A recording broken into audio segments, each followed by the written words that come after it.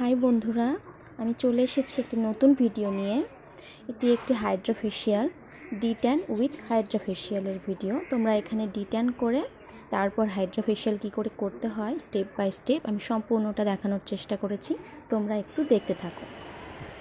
ফার্স্টেই আমরা cleanser milk দিয়ে তার ফেসটি পরিষ্কার করে টিস্যু দিয়ে মুছে নিয়েছি।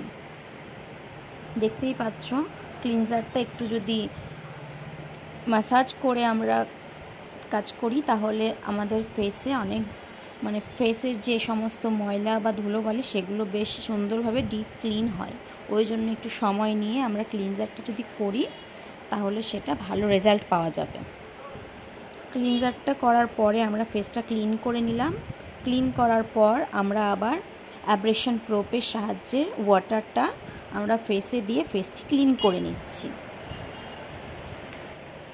অ্যাব্রেশনটি আমাদের স্কিনটা এক হাতে টাইট করে ধরতে হবে, স্কিনটি লুজ করা চলবে না।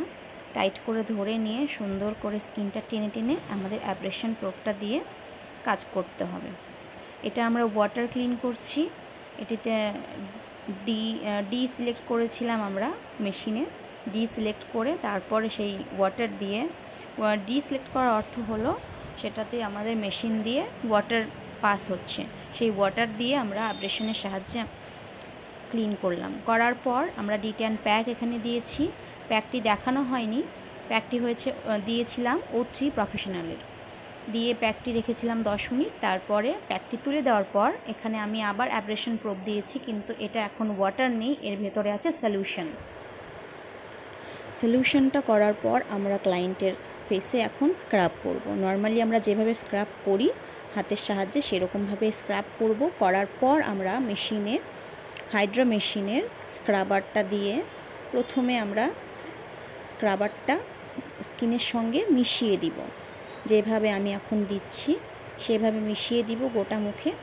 দিয়ে মিশিয়ে দেওয়ার পর তারপরে আমরা সেটিকে হালকা হাতে, প্রেশার না দিয়ে হালকা হাতে স্ক্রাবারটা আমরা তুলে দেব।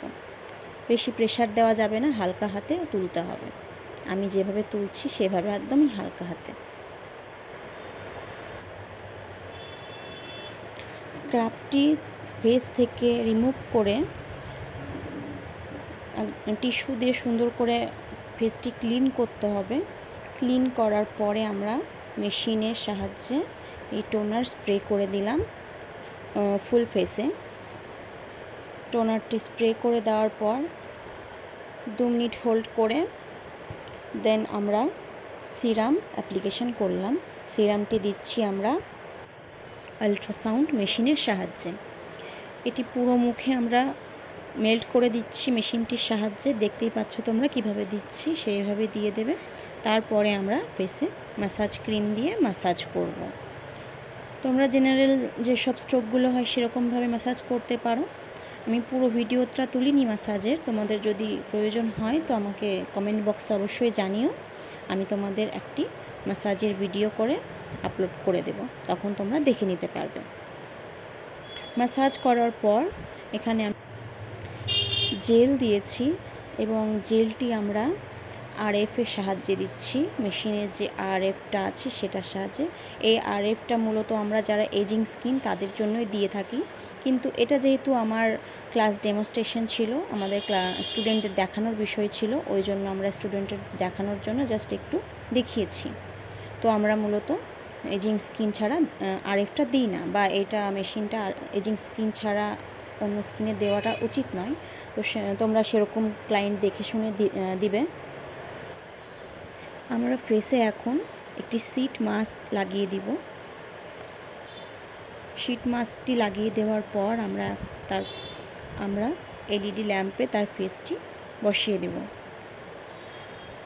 যদি সেরকম প্রবলেম তোমাদের চোখে না পড়ে যে ক্লায়েন্টের কীরকম কী সমস্যা তুমি বুঝতে পারছো না, তাহলে তোমরা LED মাস্কের ফ্ল্যাশ লাইটটা জ্বালিয়ে দিতে পারো। আর যদি তোমাদের মনে হয় যে না, নির্দিষ্ট কোনো রকমের কোনো প্রবলেম আমি ধরতে পেরেছি, বা পিম্পল আছে, বা রিঙ্কেলসের সমস্যা, বা ব্লেমিশের সমস্যা, সেই সমস্ত সমস্যা হলে তোমরা সেই অনুযায়ী লাইট ফিক্স করে লাগিয়ে দিতে পারো। LED ল্যাম্প আমরা ফেসে 10 to 15 মিনিটস রাখতে পারি। রাখার পর আমাদের একদম ক্লিয়ার ফেসিয়াল ডান হয়ে যাবে এবং তোমরা ফেসটি দেখতেই পাবে রেজাল্টটি কেমন। দেখে অবশ্যই ভালো লাগলে কমেন্টে জানিও, লাইক করো, শেয়ার করো, সাবস্ক্রাইব করো।